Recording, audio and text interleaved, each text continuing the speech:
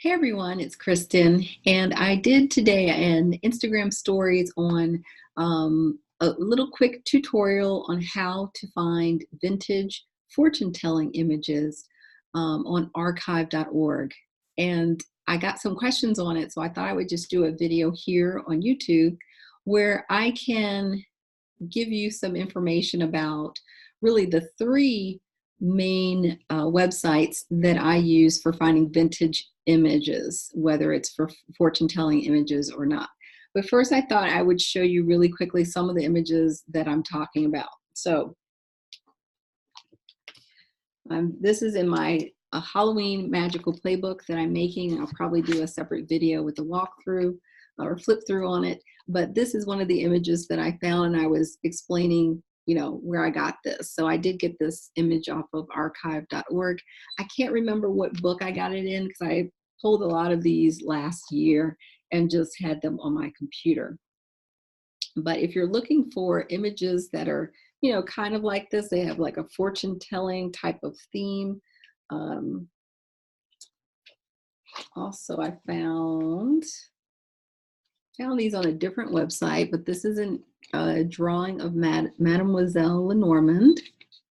This is another image that I found, again, on a different site of a magician. So I've used these images as a background for, creating casting sheets in my magical playbook.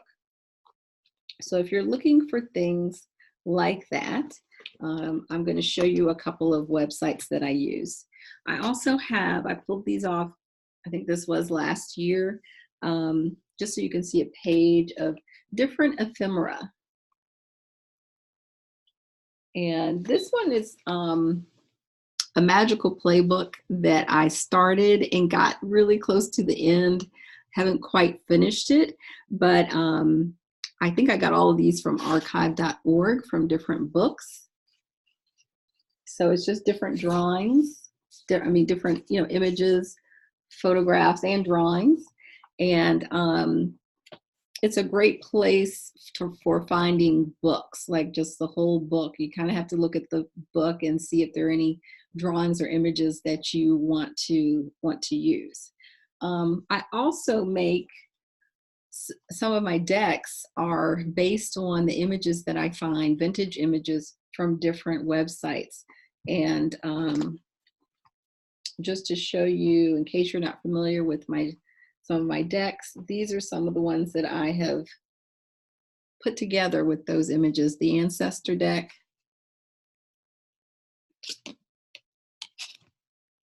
So the portraits that I've used here,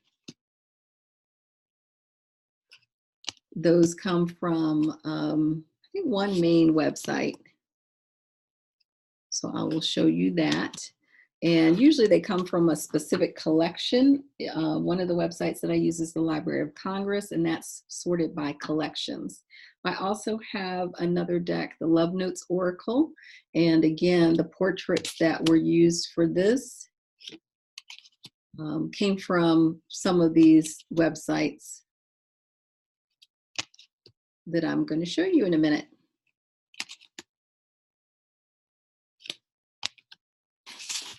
Okay, and then also Oracle of the Ancients. This is another deck, and again, I'm using vintage images. And these images, these portraits, are mostly from the Carpenter Collection, which you can find on the Library of Commerce website. So what I'm going to do, you might want to get like pad and paper and pencil or something like that, just to, make a few notes. But it's pretty simple. You're just going to go onto these websites, and you got to do some research, but I'm going to kind of show you where to go for each one. Each one is set up a little bit differently, so I'll just kind of take you to that website, show you how I kind of navigate through it, and then to me the fun part is the research. You may not think so, but That to me is the fun part, just kind of going through and reading things like on archive.org, putting in different keywords. The keywords are going to be important in terms of finding what you are looking for. So I'm going to share my screen.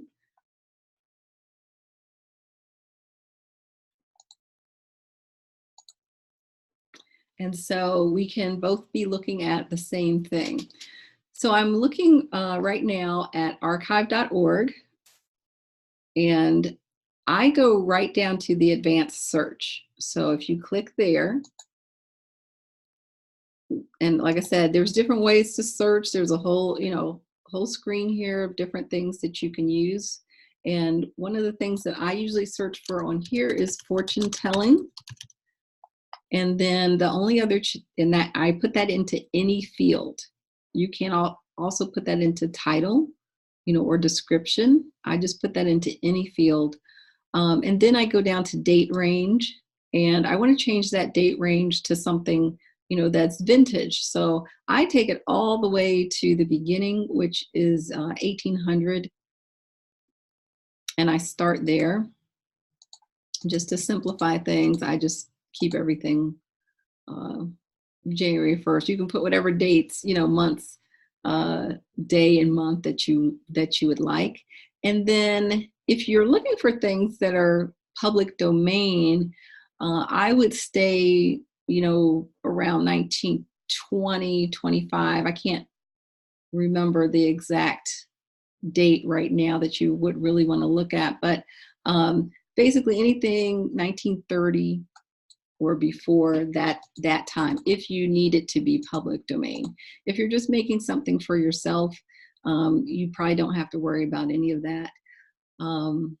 And it will give you information about copyright too, because there are some things that are also in people's collections that may not be available for you to use, commercially, for example. Once you have your keyword and your date range in, you just do a search and just hit that search button, and it will pull up books, and it will also pull up audio. It'll pull up really anything from that time period, any type of resource that's available. And you just look through, just scroll through, and just click on something. So that's all that I do. I just click on things, anything that kind of stands out. At this point, you can't really see, you can only see the name, but you can't necessarily see what's going to be in it. We're going to go down to Madame Zadkiel's Fortune Teller and Mirror of Fate, and just click on that. And this is how I usually navigate through the book. So usually you'll find, I think I was probably on page 142 the last time I was here. If you scroll down a little bit, you'll get a sense of some information, the publication date. It'll give the digitizing sponsor, the collection, the publisher, and it will often tell you whether there's a copyright on the book or not. So there's often that information there. Now, when you're looking through, so you see this book has 168 pages. You may not want to look through the, page by page. So I do this thumbnail view and just click on that. And that gives you a really good overview of the whole book, kind of quickly and easily. So like and I'm really just looking for fun things a lot of times, but there's a lot of really great information here. If you do divination, if you really want to know some of the roots of a lot of the systems, it's in a lot of these books. So, you might want to stop and read and look at some things. You can download these books. I'm just going to click on this Wheel of Fortune here.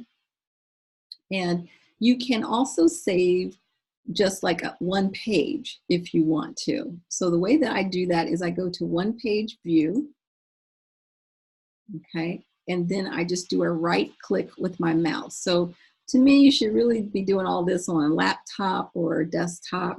It's just going to be easier. When I do a right click, I just do save image as, and then it's going to go to save on my computer. And then you can, pull that into something else if you want. So there are a lot of these little circles, wheels of fortune. There's also dream books that you'll find. Dream book is another thing, keyword to look for in archive.org.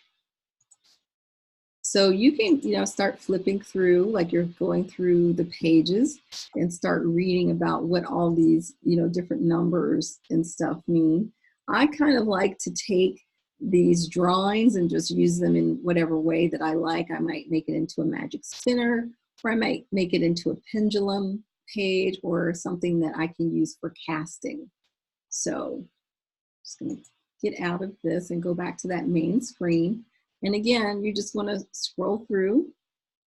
There's lots of really interesting stuff here. Just think about your keywords. And I'm going to add some keywords that I have found useful in searching for kind of mystical fortune-telling types of things in the description of the video. And that will kind of give you a starting point. But I do find fortune-telling brings up a lot of kind of interesting stuff. So that's how you would use archive.org. Again, just think about it in terms of what keywords you want and what date range you want. So now I'm going to go to the next one, which is the New York Public Library Digital Collections. Okay, and with this one, for me, this is probably one that I go to first for just images, just because it's the easiest to search, at least in my opinion. There's a little keyword search box that just pops right up. What's also great about this is if you check this box, search only public domain materials, it will only pull up public domain things. So that's a really, really, really great way to find public domain things without having to just kind of comb through everything. So I do know when I put up fortune telling, what I know about this search is there is a whole, well, I kind of know what I'm going to find, but you don't know, so you can search it with me. So I'm just putting in fortune telling, and I'm just going to hit go for search. And the way that these are put into these groupings, you'll see a lot of different things. You might see images, you might see like images from books, you might see images from magazines, you might see letters. So it's all different types of things. There is, if you go to the left side, you'll see genre. And if you want to, I'm just going to hit more here just so you can see the whole list. If you want to narrow your search down, let's say you only want fortune-telling photographs as opposed to fortune-telling like illustrations, then you can do that. You can do a further, break your list down into just these different genres. Now, I'm just going to kind of leave it as is for right now and just scroll through. So then you can kind of get a sense of, everything that's in here under fortune telling. You see there's lots of different things. So there you see like a palmistry kind of chart. You see some drawings. You see some photographs. You see what look like Lenormand cards here, right? So a lot of just different types of things that would fall under fortune telling. And these are images. So some of them may be from books, but you're not going to read a whole book necessarily here. These are really just the images.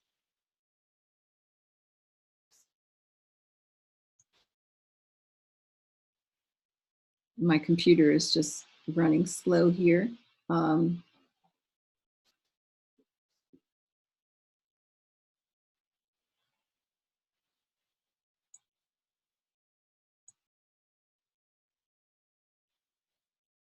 You can see there's different time periods as well. Like I didn't put in a date range or anything like that. So you're just getting things from different time periods. This one looks kind of neat. So I'm just clicking on it. So if you see something you like, just click on it. And then, let's see if I can scroll down. If you want to save on this particular site, you go down here. First of all, you can see some of the details. I'm having trouble scrolling. You can see some of the item data down here.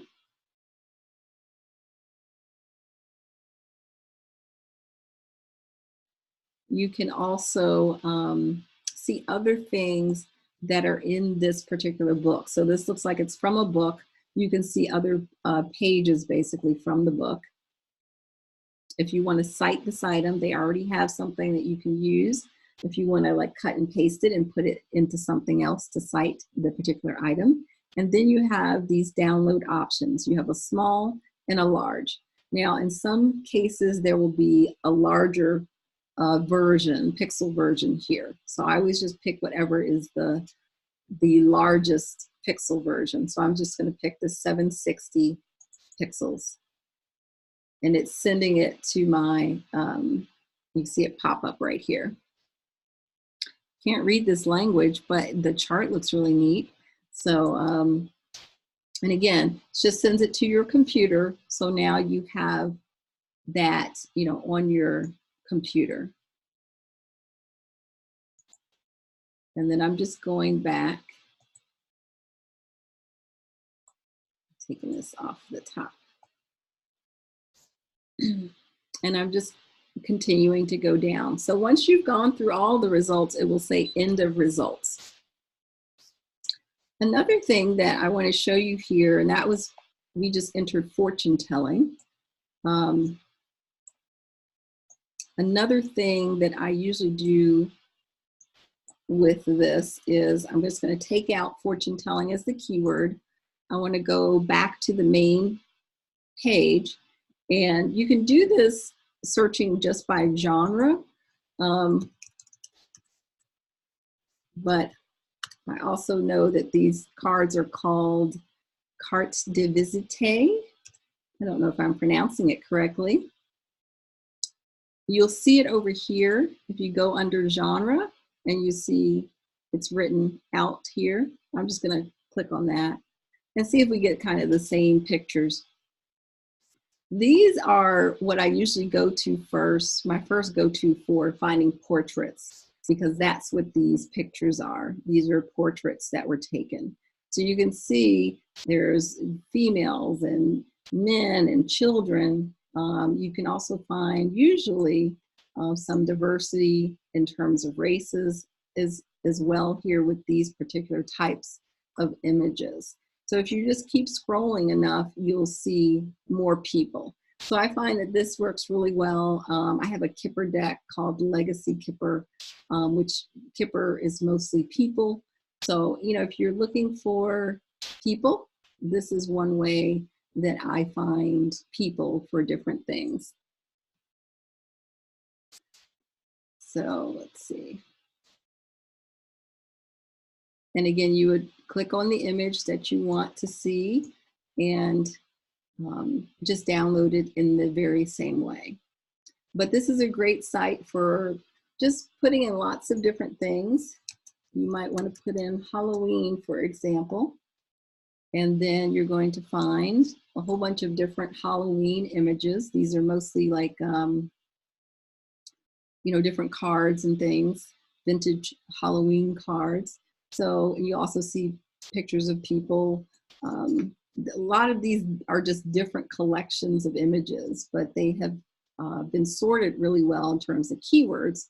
So when you put in the right keyword, you get a whole bunch of really neat kind of different images under that same topic. So this one is the New York Public Library Digital Collections. Again, this is the one that I usually go to first just for images, just because it's a lot easier to find them. It's just easier to just put in whatever those keywords are. You can sort them by public domain images very easily here as well. The last website I want to show you is the Library of Commerce, the Library of Congress. And this is the main page. And I'm just going to go down to digital collections. And when you do that, you will see a bunch of collections here. These are going to be collections of different things: photography collections, art collections. With this site, they're in alphabetical order, but you kind of need to know what that collection is all about. Of course, you can just click on it and you can view the entire collection, which is what I typically do. I've spent hours and hours and hours and hours and hours and hours on these 3 websites. So that's how you curate a deck. If you want to create a deck on a particular theme, you got to look through these things. There's really no shortcut for just going through with your research.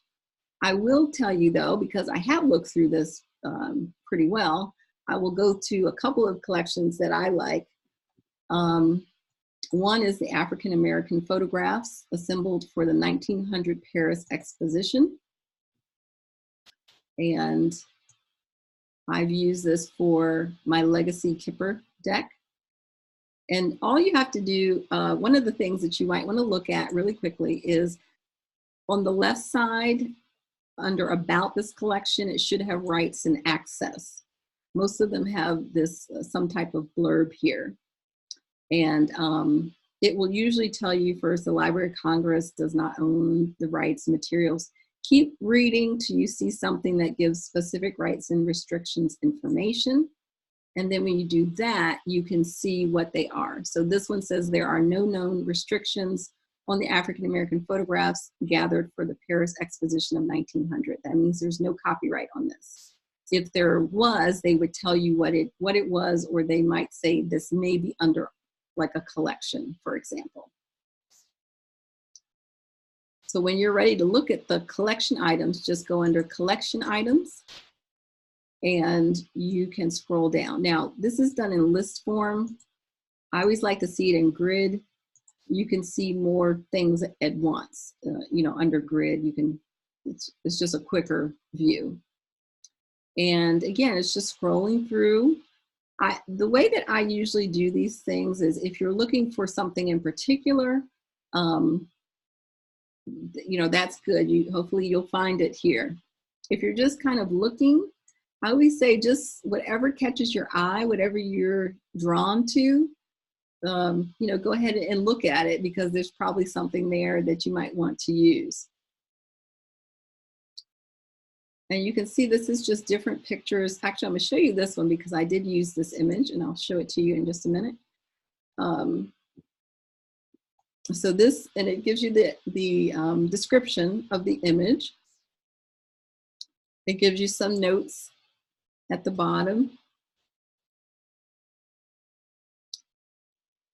It gives you a way to cite this item if you want to cite it. And for download, you want to go right here. And again, I just picked the largest JPEG that I can download. So you would pick this and then hit go.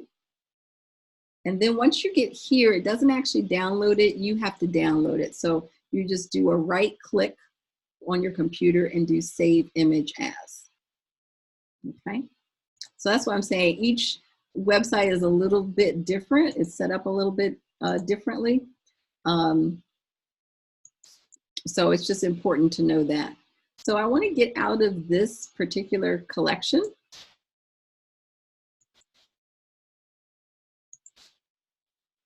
And just show you maybe 2 more collections, or maybe more than 2. Let's see. And like I said, these are just in alphabetical order.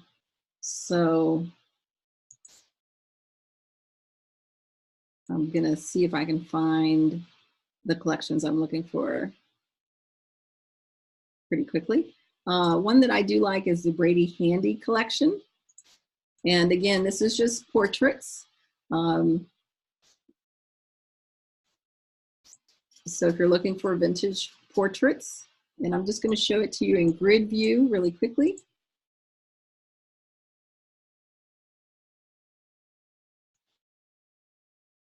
I love all the portraits that have like all the, it looks like they're scratched up and stuff like that. I just think that looks really neat. These are, a lot of these I've used for my Love Notes Oracle and also for my Pets in Suits images as well. If you've seen that series, I think I got, yeah, I think I got most if not all of the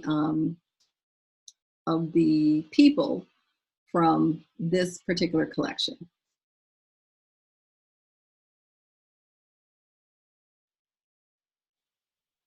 Okay, so that just gives you a kind of a look at this particular collection. And let's see, I think there was, oh, there's one more that I want to show you, which is Daguerrotypes. And I think that's what it's called. I used it for a Halloween vintage photo flip book. Here it is, Daguerrotypes. And what I like about these images, they all look weird and scratchy, and you know, they look like, it looks like ghosts are in the pictures and stuff.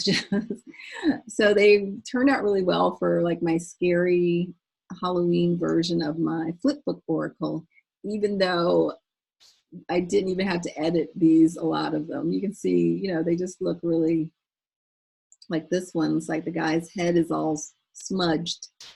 So this one is a really great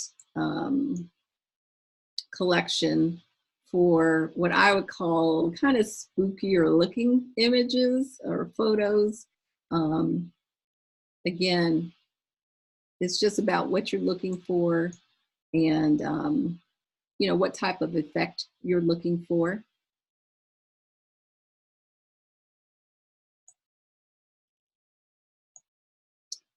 So yeah, I really like a lot of these images down here with the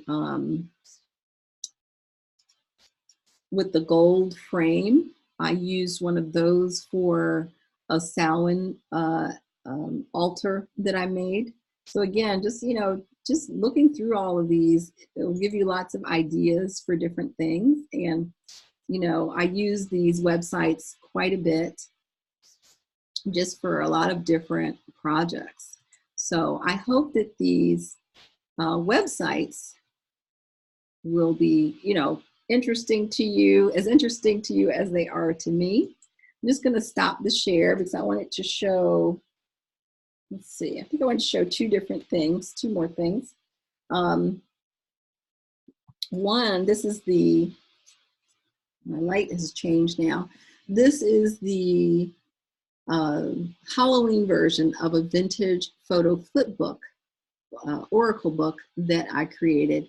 And these are some of those like daguerreotype images. Some of them I edited because I wanted this to be kind of scary.